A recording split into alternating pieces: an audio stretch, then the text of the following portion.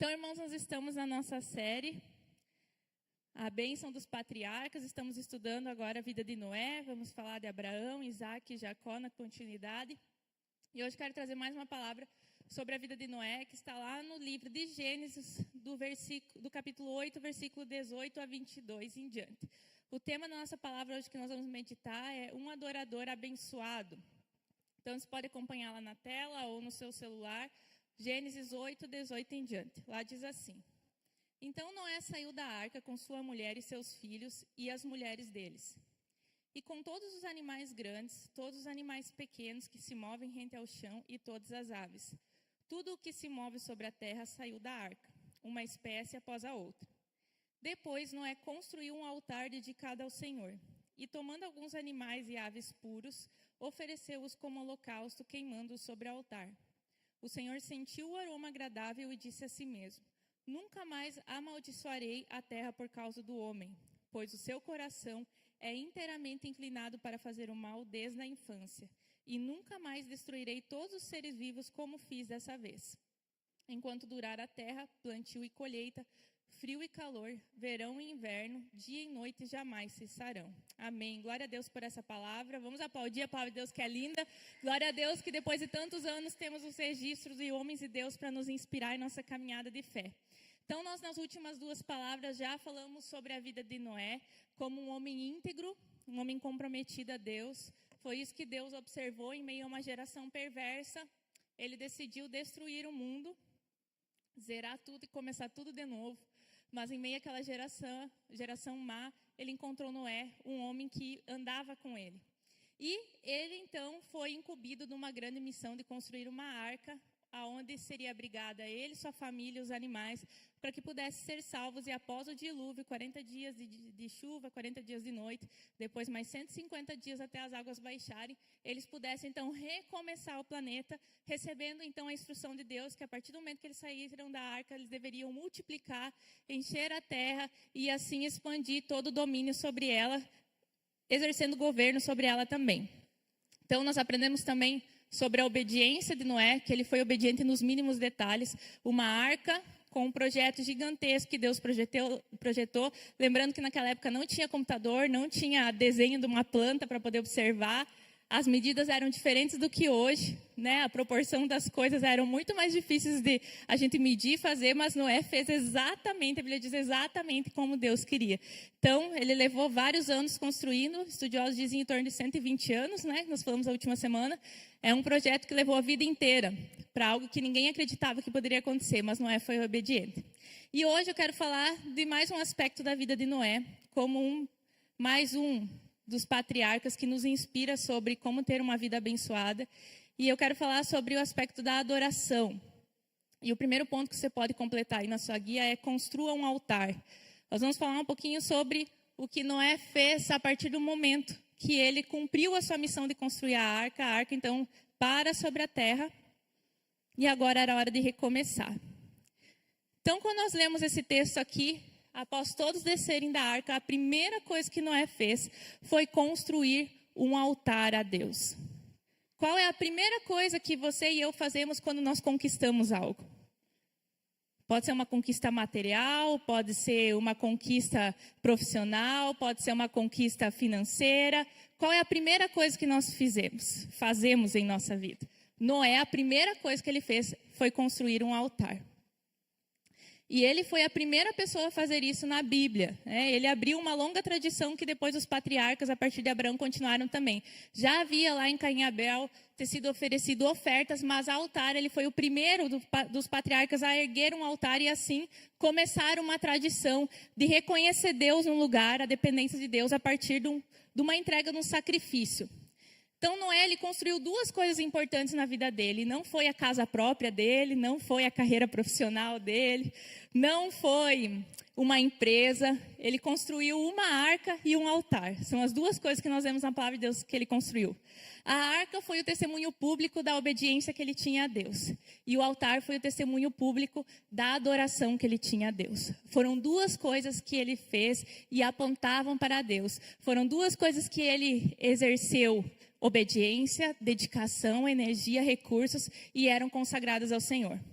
Então Noé confirmou mais uma vez a quem o coração dele pertencia. Ele estava grato após então terminar o dilúvio, as águas baixarem. Estava grato pela bondade de Deus, por ele ter sido salvo, a família dele ter sido poupada. E ele imediatamente expressa a gratidão dele através de um sacrifício no altar. Então, antigamente, antes da nova aliança, antes de Jesus, as pessoas expressavam sua gratidão a Deus através de ofertas e sacrifícios de animais. Então, dessa forma, quando Noé faz isso, ele acaba consagrando a terra. E essa sua nova missão que ele recebia de Deus, ele consagrava ao Senhor, reconhecendo que tudo aquilo que terminou e que estava começando era obra do Senhor. Então, ele entrega ao Senhor e marca esse novo começo. E imediatamente, então, Noé, após ser salvo, ele adora a Deus.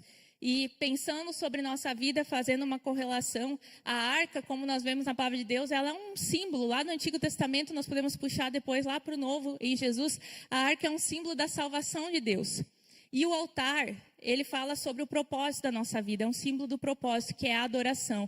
Então, como Noé, imediatamente após ser salvo, ele se dedicou a adorar a Deus, todos nós aqui, a partir do momento que nós recebemos Cristo em nossa vida, somos salvos, entramos para essa arca, que é a igreja do Senhor, a família de Deus. O nosso propósito, a partir daí, assim que a gente entra, nós podemos, a partir desse momento, adorar a Deus. Então, depois de salvos, somos chamados a viver uma vida de adoração. Mas o que é adoração? É cantar, como nós fizemos aqui, ler a Bíblia, orar.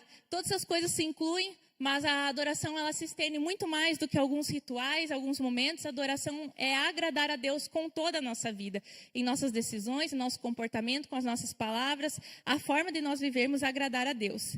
Então, isso que é a adoração, agradar a Deus. A partir do momento que eu sou salvo, eu sou chamada a agradar a Deus. Na verdade, esse é o primeiro propósito para o qual Deus nos criou. Se a gente vai lá para a história de Gênesis, quando Deus cria Adão e Eva, Deus cria o ser humano para adorar a Ele. Então, nós estamos no centro do nosso propósito quando nós adoramos a Deus. Então, a gente, ao ler a história aqui de Noé, pensando nesse nosso tema sobre bênçãos, a gente observa que Noé, em nenhum momento, aqui nesse momento do dilúvio, da arca, ele faz algum pedido a Deus. A gente vê outros personagens bíblicos pedindo coisa ao Senhor. Não que Noé, quem sabe, não tivesse pedido, mas não é relatado. Quem sabe não teve tanta ênfase. Acho que ele estava muito empenhado na obra, não tinha tempo para pedir outras coisas. O que ele devia pedir é: Deus, manda mais madeira, Deus, que os animais entrem certinho na arca. Mas todos os pedidos estavam relacionados, provavelmente, imaginando a obra que o Senhor tinha confiado a ele. Mas a gente não vê na palavra aqui nenhum pedido. E mesmo assim, Deus decide abençoar ele. Ele tinha, pelo que nós percebemos, uma vida humilde, simples, com uma ambição que era andar com Deus e fazer a vontade de Deus. Então, mesmo ele não pedindo, Deus o abençoou. E o propósito da nossa vida deve ser, da mesma forma, buscar ao Senhor e entender que as bênçãos que Deus tem para derramar sobre a nossa vida são consequências da graça dele. Eu não devo buscar as bênçãos, eu devo buscar o Deus das bênçãos, Assim como Noé. Então, nós não somos chamados a buscar bênçãos, mas nós somos chamados a buscar a Deus. Lá em Mateus 6,33, o texto que já é bem conhecido nos fala. Jesus falou: busquem, pois, em primeiro lugar o reino de Deus e sua justiça, e todas essas coisas lhes serão acrescentadas. Essas coisas, o texto está falando sobre alimento, vestimenta, suas necessidades. Então, aqui o texto, por exemplo, nos instrui que nós devemos buscar em primeiro lugar o reino de Deus. E ele fala que as bênçãos, as nossas necessidades, são acréscimos que Deus nos dá. Nós não devemos buscar as bênçãos, devemos buscar a Deus em primeiro lugar. E, consequentemente, Deus dará aquilo que Ele achar de acordo com a vontade dEle, que é a nossa necessidade. Então, muitas vezes na nossa caminhada com Deus, se nós não zelarmos por nossa intimidade, nossa vida com Deus, nós começamos a ir na igreja, orar, ler a Bíblia, até mesmo obedecer os princípios de santidade, porque esperamos que Deus nos dê algo em troca. É claro que Deus quer nos abençoar, mas o alvo da nossa obediência, o nosso coração deve estar igual ao de Noé, agradar a Deus. O foco, a maior bênção, como nós estamos falando desde o início do ano, a maior bênção que o ser humano pode ter é a presença do Senhor dentro de si, é a oportunidade de ter um relacionamento diário com Deus. Então, quando nosso coração sai desse lugar, nós somos afetados em nossa fé. Lá em Romanos 8,32 tem um texto que nos lembra mais uma vez que Deus quer sim nos abençoar. Fala assim: aquele que não poupou o seu próprio filho, mas o entregou por todos nós, como não nos dará juntamente com ele de graça todas as coisas? De uma forma bem simplista, se nós pudéssemos dar um exemplo, um pai que deu um carro para o seu filho, porque ele não daria a chave do carro para ele andar também? Um Deus que nos deu o seu próprio filho, que ele tinha de mais precioso. É claro que ele nos dará acesso às bênçãos, à presença, a tudo aquilo que ele tem para oferecer, os dons, o seu reino, é prazer dele, conforme as nossas necessidades, de acordo com a sua vontade. Se nós lemos esse texto de Romanos 8:28, um pouco antes, fala que todas as coisas cooperam para o bem daqueles que amam a Deus. E todas essas coisas cooperam cumprindo um propósito, para que a gente se torne mais parecido com Cristo. Então Deus tem prazer em nos abençoar, mas o foco da nossa vida não deve ser esse. Porque as bênçãos, elas alcançam aqueles que estão com o coração no lugar certo. Então, quer dizer que eu não posso mais pedir bênçãos, né? Não, a Bíblia diz que nós podemos pedir bênçãos, né? Nós podemos orar, pedir o que nós precisamos, mas pedir é diferente de buscar, como está em Mateus 6:33. Pedir é quando a gente solicita a Deus e a gente aguarda uma resposta impaciente, que aquilo que Deus decidir fazer com o meu pedido, amém. Deus sabe o que faz, Deus sabe o que permite. Buscar, como está aqui em Mateus 6:33, está falando sobre dar prioridade. Quando ele fala buscar em primeiro lugar o reino de Deus, aquilo que você dá prioridade, a primeira coisa da sua vida, o que tem mais importância. Então nós podemos pedir, mas nós não podemos colocar como que alguma coisa, algum desejo se torne mais importante do que Deus e o seu reino, que a sua vontade aconteça em nossa vida. Então eu posso desejar, posso pedir, mas essas coisas não devem tomar o primeiro lugar em nosso coração.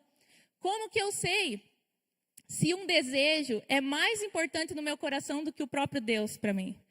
Se você sinceramente anda com Deus, em algum momento ou em vários momentos da sua vida, você sonda o teu coração, se observe e tenta perceber se você está buscando a Deus mesmo porque você ama Ele ou porque você quer algo em troca dele. Então, como é que eu posso saber se de fato Deus ocupa o primeiro lugar em minha vida? Eu estou buscando de fato Deus e o seu reino em primeiro lugar. Então, eu sei quando a minha satisfação ou a minha frustração dependem daquele meu desejo. Por exemplo, Senhor, quero muito uma casa, uma reforma, uma carreira, uma viagem, uma cura, uma conquista, um casamento, uma família, uma posição. Deus, eu desejo, eu quero muito isso. E se eu não recebo isso, eu deixo me frustrar. Eu me frustro, eu desanimo, eu murmuro, eu perco a paz, me sinto inferior, me sinto que não sou abençoado, que Deus não está olhando para mim. Eu condiciono toda a minha paz, minha satisfação e minha alegria sobre aquele pedido. Então, aquele pedido está ocupando o centro da minha vida. É ele que define se eu tenho paz ou não. Se eu tiver ele, eu vou me sentir feliz. Se eu não tiver, não. E não é isso que a palavra de Deus diz. Tendo Deus, isso nos basta. O resto são acréscimos, será acrescentado conforme o Senhor quiser me dar, né? Ou ao contrário, você recebe o que você pediu, mas em vez de você ter uma atitude igual de Noé, você rapidamente, em vez de rapidamente ir construir um altar, dedicar a Deus, dar a glória a Deus por aquilo que você conquistou ou recebeu, você já corre para desfrutar daquilo que você recebeu ou conquistou, não dá devida glória para Deus, não reconhece Deus em suas conquistas, ignora Deus. Quantas pessoas, quando conseguem, por exemplo, uma casa, conseguem uma posição melhor na empresa, conseguem prosperar em alguma área, eles esquecem de lembrar de Deus nesse momento. Não há uma glória atribuída a Deus. Às vezes tem vergonha de falar, graças a Deus que me deu isso.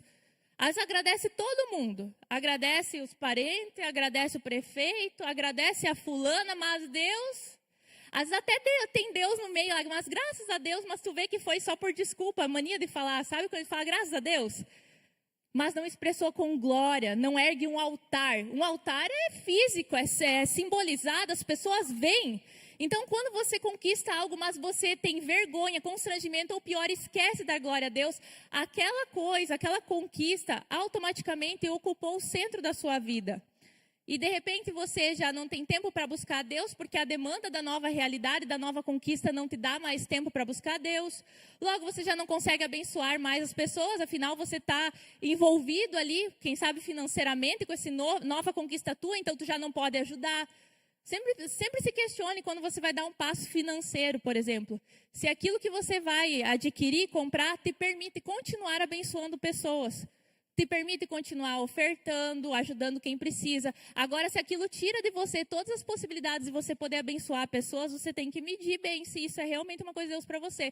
Porque tudo que Deus dá para nós é para ser compartilhado. Então, quando aquilo que eu adquiro me esgota todas as possibilidades de eu poder entregar adoração e gratidão a Deus, aquilo começa a ocupar o lugar da minha vida e já não é Deus que é o centro. Ou logo não consegue mais ter comunhão com a igreja, porque as coisas mudaram, né? Outras prioridades ocupam o seu lugar na sua vida. E você já não tem tempo, por exemplo, para ir à igreja, para ter comunhão. Outras coisas se tornam mais importantes com a igreja. Então, você coloca naquela conquista a fonte da tua satisfação e prazer. Então, muitas pessoas, quando elas buscam a Deus, amam a Deus, querem as bênçãos. E quando finalmente Deus dá, parece que elas esquecem de Deus. São pessoas que somem. Elas já não estão mais disponíveis, elas já não são pessoas mais acessíveis. Então, nós temos que nos perguntar qual lugar essa bênção ocupou no meu coração. Será que não ocupou o lugar de Deus? Dessa forma, se eu fazer essa avaliação, eu sei se as coisas, os meus desejos estão ocupando o lugar de Deus em mim. Então, se eu busco Deus em primeiro lugar, independente se eu recebo ou não recebo a bênção que eu desejo, o meu coração continua em paz. A minha alegria continua firme. A minha convicção, a minha esperança, a minha satisfação está em Deus e não nas coisas que eu recebo ou deixo de receber. Então, essa é a avaliação que precisamos fazer. Eu posso pedir, mas não posso buscar no sentido de dar prioridade. Outra coisa que nós muitas vezes fazemos, nós cantamos muito sobre Jesus ser o nosso único desejo, aquilo que nós queremos, o centro das nossas vidas. Hoje nós cantamos canções que falam, o Senhor é meu prazer, o Senhor é minha fonte, mas todos nós sabemos que dentro do nosso coração, intimamente, existe uma guerra. E nós muitas vezes nos perguntamos, será que Deus realmente é minha fonte de prazer? Será que eu realmente, de coração, eu sinto alegria em Deus? Ou eu finjo uma alegria para poder entrar num esquema religioso e me sentir aprovado no meio da igreja?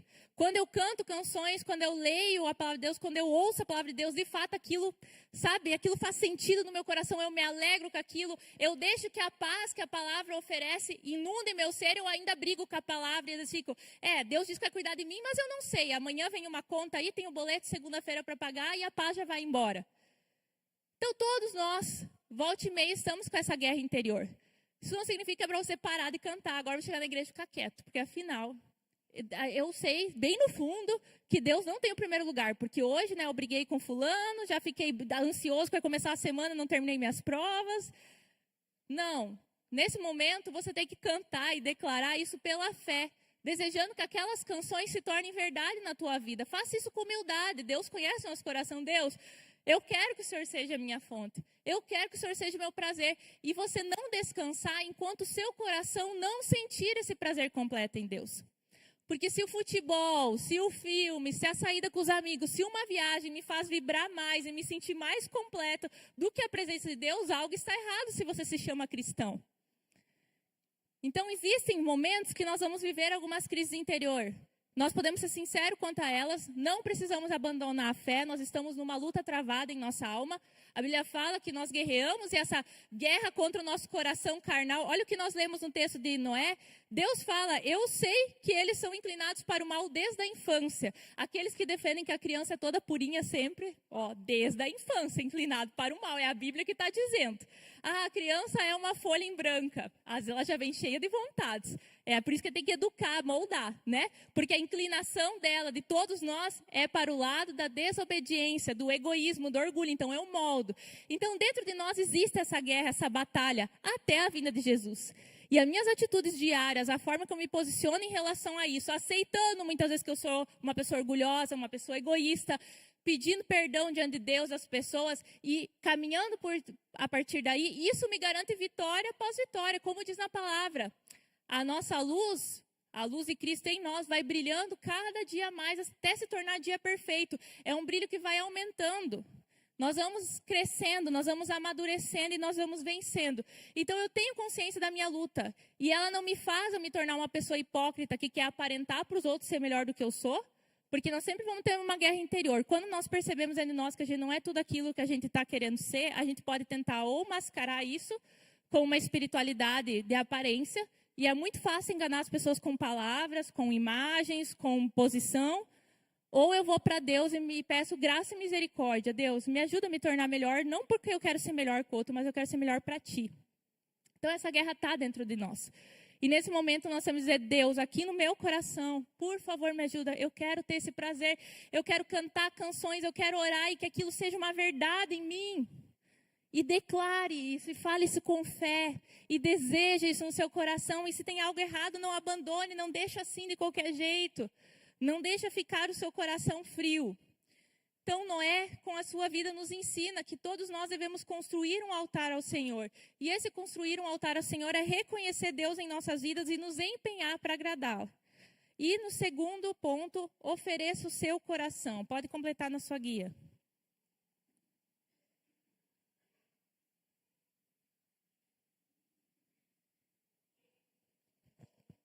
Ofereça o seu coração. Então, após Noé construir um altar, a Bíblia relata ali no texto que nós lemos que o Senhor sentiu o aroma agradável e disse a si mesmo. Quem gosta do cheirinho de churrasco, né? Meu Deus, ainda quando é domingo e não, tu não está fazendo churrasco, mas vem aquele cheirinho dos vizinhos, né? Fazendo churrasco. Que aroma agradável, né? É claro que Deus não fala com aroma agradável por causa do cheiro da carne, né? A gente, o aroma agradável é esse. Mas quando Deus fala o aroma agradável, Ele diz, essa oferta agradou. Ele atendeu os requisitos, o coração está alinhado, a oferta é agradável. E várias vezes você vai ver essa expressão na palavra de Deus. Deus, Ele avalia as ofertas. E quando a oferta agrada a Ele, Ele fala que teve um aroma agradável. Agradou ao Senhor. Mas nem todas as ofertas elas são recebidas por Deus. As ofertas elas podem ser recebidas ou elas podem ser reprovadas pelo Senhor. E tem um texto muito forte, agora nós vamos ter que aumentar aqui o microfone e o meu retorno também, senão começar a berrar e não... Tem um exemplo muito forte, um exemplo de Saul quando ele era rei. Você pode acompanhar no telão o texto, nós vamos ler e depois vamos conversar sobre ele. Por que você não obedeceu ao Senhor? Por que se lançou sobre os despojos e fez o que era mal aos seus olhos? Saul disse, eu, porém, obedeci ao Senhor, cumpri a missão que o Senhor me designou. Trouxe Agag, o rei dos amalequitas, mas separei os amalequitas para a destruição. Os soldados tomaram as ovelhas e os bois do despojo, o melhor do que estava consagrado a Deus para a destruição, a fim de que os sacrificarem ao Senhor, o seu Deus, em Gigal. Samuel, porém, respondeu, acaso tem o Senhor tanto prazer em holocaustos e em sacrifícios, quanto em que se obedeça a sua palavra? A obediência é melhor do que o sacrifício, e a submissão é melhor do que a gordura de carneiros. Pois a rebeldia é como um pecado de adivinhação, a arrogância como o mal da idolatria. Como você rejeitou a palavra do Senhor, assim ele o rejeitou como rei. Então, nesse texto aqui, Saul foi convocado a guerrear contra os inimigos, e Deus deu uma ordem, destrua todo mundo e tudo que pertence a eles, não é para ficar nada. Só que Saul, quando derrotou aquele povo inimigo, ele viu que tinha uns bois bem bonitos lá, tinha algumas ovelhas bonitas, então ele separou essas coisas para ele poder ficar para ele, e ele fez um jeito de consagrar ao Senhor, dando parte disso como oferta. Então é como se nós dissesse que Saul tentou fazer uma lavagem de oferta. Ele quis dizer que aquilo era uma oferta ao Senhor, ele quer dizer que aquilo era santo, mas na verdade ele pegou aquilo porque ele queria. E quantas vezes as pessoas, quando conquistam alguma coisa por meios errados e ilegais, dão uma partidinha para o Senhor e dizem, mas eu consegui para Deus isso. Então ele estava diante de uma situação que ele decidiu oferecer uma oferta que ia contra o mandamento que Deus tinha dado, acabe com todos. E nesse momento, Samuel, que era o profeta, ele chega e reprova Saul e diz para ele, o que você fez? Você desobedeceu o que Deus mandou. E o que Saul diz? Ele diz, eu obedeci ao Senhor. Eu fiz meia obediência, eu matei o povo, mas eu fiquei com algumas coisas para mim. E a Bíblia fala, a partir desse momento, Saul dá uma instrução e fala, o que você acha que Deus prefere? A sua oferta, seu sacrifício, seu suor ou a sua obediência? É melhor obedecer do que sacrificar. E a partir daquele momento, a Bíblia fala que Saul perde a posição de rei. Deus rejeita ele e ele então passa a ser trabalhado para que um novo rei venha ocupar aquele lugar. Então, a gente pensa que para oferecer uma oferta ao Senhor pode ser de qualquer jeito, com o coração de qualquer jeito, porque o que importa é que estou ofertando a Deus. Mas nesse texto nós vemos algo muito forte, que Deus deseja, antes da adoração, que haja um coração obediente. Não importa o quanto a sua oferta é bonita ou boa, o quanto nós nos sacrificamos para Deus, se o nosso coração está no lugar errado, a oferta não terá um aroma agradável ao Senhor. Então, nesse momento, Saul é rejeitado por Deus e vem nos trazer esse entendimento que nenhum tipo de oferta, de dedicação nossa, pode servir para bajular a Deus. Às vezes a gente tenta comprar a Deus vindo na igreja, participando de um pequeno grupo, dando uma oferta, celebrando no ministério, mas Deus está sempre observando o que está em nosso coração. Então Deus, Ele vem e chama a gente para uma oferta verdadeira. Deus recebeu por que a oferta de Noé? Porque antes de Noé ser um adorador, antes de ele ser alguém que dava uma adoração a Deus através do sacrifício, ele era alguém obediente. O coração dele estava em ordem com Deus. Então, ao entregar a nossa adoração, nós temos que entregar o nosso coração também. E só tem uma forma de nós nos tornarmos aceitáveis diante de Deus. A Bíblia fala lá em Gênesis 6:9 assim: Noé era um homem justo e íntegro entre o povo da sua época. Ele andava com Deus. Aqui está o segredo para toda pessoa que quer ser reconhecida diante de Deus como uma pessoa justa e íntegra. Andar com Deus. O que tornava Noé capaz de se adequar ao coração de Deus é porque ele andava com o Senhor.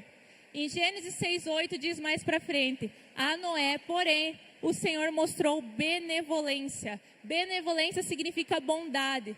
E a bênção vem da palavra também bondade. Deus então expressou a sua bondade, a sua bênção, porque Noé andava com Deus. Então Noé foi visto, Noé foi salvo e Noé foi abençoado. Mas antes de tudo isso, ele andava com Deus. Não adianta criar expectativas nas bênçãos que Deus tem para derramar sobre os seus filhos, se nós não aprendemos a andar com Deus. Noé foi um exemplo disso. Então, antes de ser um abençoado, nós precisamos ser um adorador. Queremos ser conhecidos como pessoas abençoadas por Deus, mas nós precisamos, antes disso, ser conhecidos no meio das pessoas como alguém que adora a Deus. E a adoração sincera, ela atrai as promessas de Deus. Se você for um pouco mais para frente, ali nesse texto nós lemos, o Senhor sentiu o aroma agradável e disse a si mesmo. E ali ele faz uma promessa, que ele nunca mais ia destruir a terra com dilúvio. Uma adoração sincera, uma vida de entrega a Deus, atrai as promessas de Deus. Nós não podemos mover Deus, não podemos mandar em Deus, não podemos manipular a Deus, mas nós podemos agradar a Deus. E quando nós agradamos a Deus, Deus se move. Quando nós agradamos a Deus, Deus faz promessas. Quando nós andamos com Deus com a expectativa no próprio Deus, Deus corresponde. Não porque nós estamos fazendo uma troca, mas qualquer pai, por exemplo, nós que temos filhos, se o nosso filho vai bem na escola, cumpre os seus deveres, por mais que a obrigação deles, nós temos prazer de dar algo a mais, nós temos prazer de abençoar. Nosso pai da mesma forma. Por mais que a nossa obrigação servir a Ele, adorar a Ele, Ele tem prazer de nos abençoar. Então, quando Deus é agradado, eu vivo para agradar a Deus. Deus faz promessas, Deus concede misericórdia, Deus abençoa e Deus faz aliança. Nós queremos viver aquilo que Deus tem para nós, nós precisamos nos comprometer a andar com Deus. E o que eu acho interessante aqui nesse texto, ainda para nós finalizar, é que a Bíblia fala que em nenhum momento Noé estava tentando aparecer para Deus. Noé não estava tentando surpreender a Deus. Noé não estava buscando uma posição, buscando uma bênção, buscando uma carreira, buscando uma missão. Não que essas coisas sejam ruins, mas a Bíblia fala especificamente o que todo mundo poderia perceber ao olhar para Noé, que Noé estava agradando a Deus, andando com Deus. Então a nossa única preocupação deve ser visto pelo Senhor. Quando nós estamos buscando serviço pelos outros, nós vamos falhar, mas quando estamos buscando serviço pelo Senhor, o Senhor vai nos ver. E assim nós podemos desfrutar daquilo que o Senhor tem para nós. Salmos 37:4 diz assim: agrada-te do Senhor e Ele satisfará os desejos do teu coração. Quando eu começo a ter prazer em Deus, automaticamente Deus também quer dar prazer para nós. Que seja sincero no nosso coração. Conclusão: antes de ser um abençoado, você precisa ser um adorador. Quero convidar os irmãos a se colocar em pé. Vamos orar sobre essa palavra. Glória a Deus por essa chuva que Deus nos mandou. E nós queremos declarar nessa noite e pedir que o Senhor nos ajude a alinhar o nosso coração ao dele. E desfrutar dessas bênçãos que, assim como Noé recebeu, nós possamos receber também. Feche seus olhos nesse momento, vamos orar. Deus, queremos te agradecer pela vida de Noé, pelo exemplo que ele é para nós, de um homem que andava com o Senhor, e por andar contigo ele era justo e íntegro, e por ele ser justo e íntegro, o Senhor encontrou nele uma forma de usá-lo para a tua glória, e ao ser usado ele pôde salvar a si mesmo e a sua família, e ao ser salvo ele foi abençoado e estabeleceu uma aliança e uma promessa que até hoje nós desfrutamos, de poder desfrutar da vida, de poder desfrutar da tua proteção, das garantias do Senhor. Hoje nós pedimos nessa noite que o Senhor ajude-nos a alinhar o nosso coração ao teu, Pai. Se em nosso coração há expectativas erradas, se outras coisas nos dão mais prazer, nos satisfazem mais do que a tua presença, que o Senhor venha transformar isso em nós. Nos ajuda a não nos descansarmos enquanto nós não colocarmos o Senhor como centro do nosso ser. A partir do momento que a nossa alma comece a ter prazer na tua presença, que a nossa alma comece a desejar estar contigo, nós não queremos descansar enquanto nós não tivermos prazer na tua presença, na tua palavra, na vida de oração, na vida de obediência ao Senhor. Nós queremos ter prazer em andar em santidade, prazer em rejeitar o pecado. Queremos nos sentir alegres quando dizemos não às propostas do mundo. Queremos sentir alegria quando nos negamos a andar com pessoas que negam a Ti. Queremos sentir prazer quando sofremos por amor a Ti. Queremos ter a mente de Cristo em nós. Por isso nós clamamos, Deus, que o nosso coração se alinhe ao Teu, de forma, Deus, que quando nós oferecermos a nossa adoração a Ti, o Senhor receba como um aroma agradável diante do Senhor, não porque a oferta simplesmente agradou a Ti, mas porque o nosso coração está alinhado ao Teu.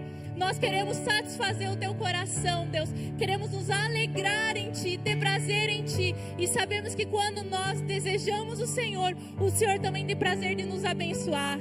Que o nosso coração ame mais a Tua presença do que as bênçãos. E da mesma forma nós também declaramos que nós sabemos que temos um bom Pai, que tem prazer de abençoar os seus filhos. Então aquilo que o Senhor tem destinado sobre nossas vidas, nós queremos receber sempre com alegria. O Teu não, o Teu sim e o Teu espera, Deus. Nós queremos receber com paz, nós queremos receber com prazer, nós queremos receber com esperança a Tua vontade sobre nós, Deus. Obrigada, Deus, por essa palavra que ministra ao nosso coração. Que o Senhor possa olhar para essa terra nesse momento, Deus. E assim como o Senhor encontrou Noé, o Senhor possa nos ver nesse lugar, nessa noite, e dizer que nós agradamos ao Senhor. Ah, Deus, como seria bom se o Senhor olhasse agora para nós, cada um de nós, e dissesse: aqui está fulano, ele é um homem justo e íntegro. Aqui está fulana, é uma mulher justa e íntegra. Se porventura nesse lugar tem alguém nessa noite, Deus, que não se encontra nessas condições diante do Senhor, que a Tua graça invada esse coração nesse momento, que a Tua misericórdia encontre esse coração, que o Teu Espírito convença do pecado e que haja arrependimento e mudança de vida em nome de Jesus, para que nós possamos ser agradáveis a Ti, Pai. Nós queremos ser adoradores e queremos ser abençoados porque vivemos uma vida para Ti, Pai. Assim nós oramos em nome de Jesus. Amém. Glória a Deus.